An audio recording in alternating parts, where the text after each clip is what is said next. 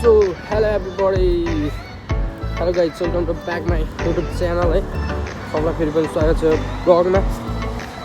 चाहिँ दिन हिउँ परिरहेको होइन अहिले म बाहिर चाहिँ किन आएको भन्दाखेरि आज सिटीतिर आएको म वडा सुरु गर्न पाएन ब्लग र यहाँ सिटीमा आएर चाहिँ सुरु गरेर डेन्जर हिउँ परिरहेको यहाँ चाहिँ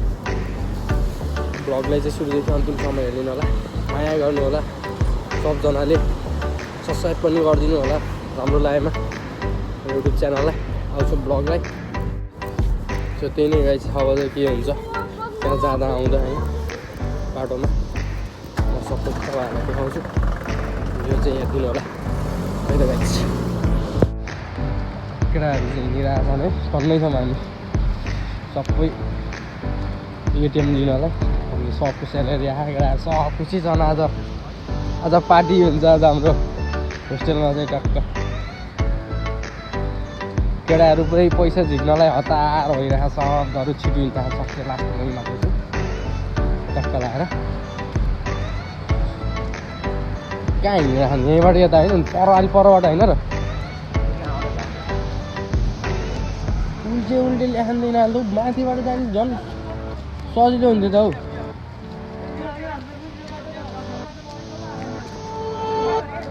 कुन बाटो हिँड्यो र कहाँ यो बाटो हो त नि हौ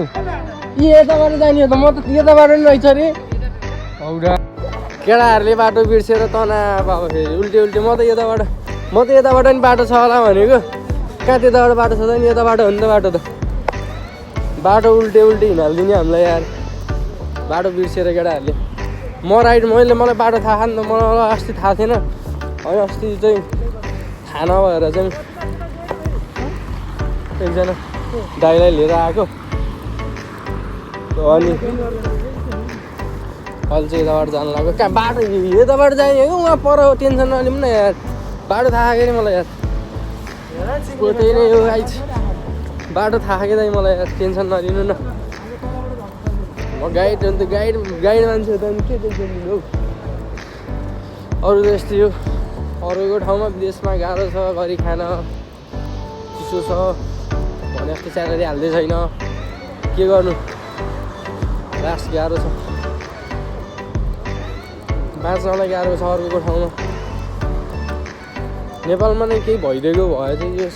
सजिलो हुन्थ्यो कि यस्तै सब विदेश आउनु पर्ने थिएन होला सायद के गर्नु दिउँसभरि काम गऱ्यो बेलुका खानालाई पुग्दैन नेपालमा अन्त विदेशी नै पऱ्यो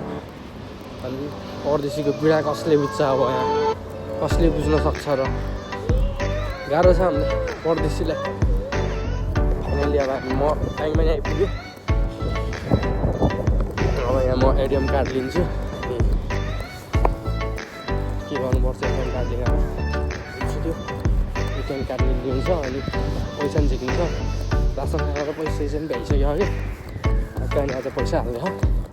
पैसा खासै धेरै हाल्दैन होइन गाइस भन्नु पनि लाग्छ कि काम गरेर ल यहाँबाट पठाउन पनि दिँदा गाह्रो छ अनि त्यही भएर सही म यहाँ ब्याङ्कमा कामसाम गर्छु र के भयो म भन्छु तपाईँलाई ब्याङ्कभित्र नै आइयो बाहिरमा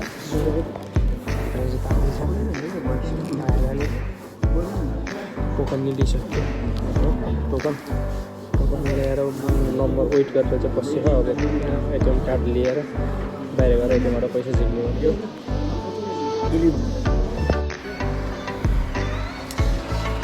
गाह्रो साह्रो अप्ठ्यारो सब पऱ्यो नि त मलाई फेरि गाह्रो पऱ्यो नि त गाइस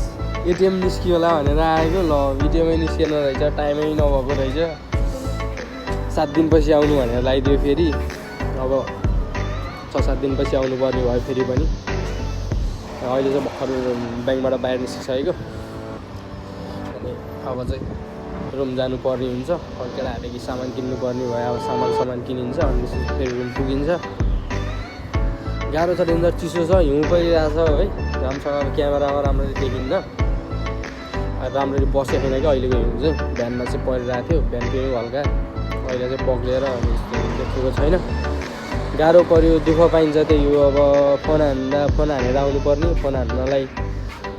अब सिम पनि छ मोबाइल पनि छ सब थोक छ तर भाषा जानिन्न नि त अनि गाह्रो पऱ्यो त्यही भएर फोन हालेर आउनु पर्ने म्यासेज गर्नु मिलेन फोन हाल्न पर्ने फोन हाल्दाखेरि यहाँको भाषा बुझिएन उनीहरूले आफ्नै भाषा बोल्छ इङ्ग्लिस पनि बोल्दैन अनि आउँदाखेरि दुःख पाइयो गाइज के गर्नु गाह्रो छ अर्को ठाउँमा घरि खाना विदेशमा विदेश मात्र भन्छ मान्छेले गाह्रो छ यार चिसोमा आएको कामै भएन यार लगले साथ दिइरहेको छैन या हो क्या मलाई सबको निस्क्यो है मेरो मात्रै निस्केन क्या तनाव भयो तर केही छैन ठिकै छ जो फ्रेस नै भयो अब रुम जाने टक्कै खानासाना बनाउने खाने अनि भोलि फेरि ड्युटी छ आज छुट्टी लिएर आएको मेरो पछि देख्न सक्नुहुन्छ बवाल छ ठाउँ चाहिँ है पैसा छ पैसा भयो भने बवाल छ गाह्रो छ अर्को ठाउँमा काम गर्नुपर्छ न दिन न रात रात कहिले नाइट पर्छ कहिले डे काम गर्नु यस्तो भइरहेको गाह्रो छ विदेश भन्छौ नि केटाहरू विदेश भन्ने जसले भोग्छ त्यसले चाहिँ थाहा पाउँछ क्या विदेश भनेको के हो भनेर दुःख भनेको के हो चाहिँ झर बुझियो अहिले आएर है अर्को ठाउँमा लास्ट गाह्रो छ भाषा जानिन्न यहाँकोले भाषा बुझ्दैन इङ्ग्लिस बोल्दैन अब हामी नेपालीलाई यहाँको भाषा जानिन्न इङ्ग्लिस बोलिदिँदैन तनाव छ केही गर्न सकिन्छ भने केही गरिन सकिएसम्म त नेपालमा नै केही न केही गर्नुपर्छ गाई चाहिँ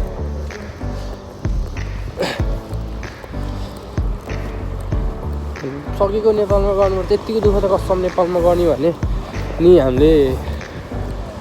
केही गरिन्थ्यो जस्तो लाग्छ कि 12-13 घन्टा ड्युटी गर्नुपर्छ अनि अर्कोको काम होइन अर्कोको ठाउँमा भाषा बुझिन्न गाह्रो हुँदो रहेछ क्या तर सकेसम्म नेपालमा केही गरौँ ल अब हामी चाहिँ गाडी चढ्ने ठाउँमा चाहिँ आइपुग्यो अब यहाँबाट चाहिँ गाडी चढेर गाडीबाट चाहिँ जाने हो चिसो भयो कि चिसो भएर यस्तो कोतेर बसेको अब चाहिँ जानुपर्ने हुन्छ चिसो छ लास्टै गाह्रो छ यस्तो चिसो भयो पुरा कपाल फेरि है गुम्सीको जस्तो भइरहेको क्या मेरो कपाल चिसो लेभल रातो भइसक्यो यार यस्तो रातो भयो शरीरमा रगत चाहिँ रहेछ जोस् भन्ने चाहिँ थाहा भयो मलाई है गाइज सो त्यही नै हो गाडी चाहिँ आयो होइन गाडी कुरो बसिरहेको हामी अब गाडी आउँछ अनि आएर जानुपर्ने हुन्छ टक्क लगाएर मिटिङमा कति तातो भएको यहाँभित्र छिरेको त यार कसम फाइनली ल हामी जाने गाडी नै आइसक्यो अब गाडीमा जानुपर्ने हुन्छ टक्क लगाएर गाडीमा गइन्छ ल हामी गाडी पनि चढ्यो अब गाडी चढ्नु यहाँबाट चाहिँ 15 मिनट जति मात्रै रोड पुगिन्छ ल गाइज फाइनली हामी चाहिँ आइपुग्यो रुममा अब अनि आजको भ्लग चाहिँ अब इन्डिङ गरौँ होला के कस्तो लाग्छ कमेन्ट बक्समा कमेन्ट गर्नु होला लाइक कमेन्ट सेयर अनि सब्सक्राइब गर्न पनि नबिर्सिनु होला सब्सक्राइब गरेपछि साइडमा रहेको बेल आइकनलाई दबाउनु पनि नबिर्सिनु होला यहाँ चाहिँ यसरी नै माया गर्नु होला जति सब्सक्राइब गर्नुभएको छ थ्याङ्क यू सो मच धन्यवाद भन्न चाहन्छु जति गर्नुभएको छैन सब्सक्राइब गरिदिनु होला आउँछु ब्लगमा सबै माया साथ सपोर्ट दिइराख्नु होला अन्त चाहिँ अब नेक्स्ट ब्लगमा चाहिँ भेटौँला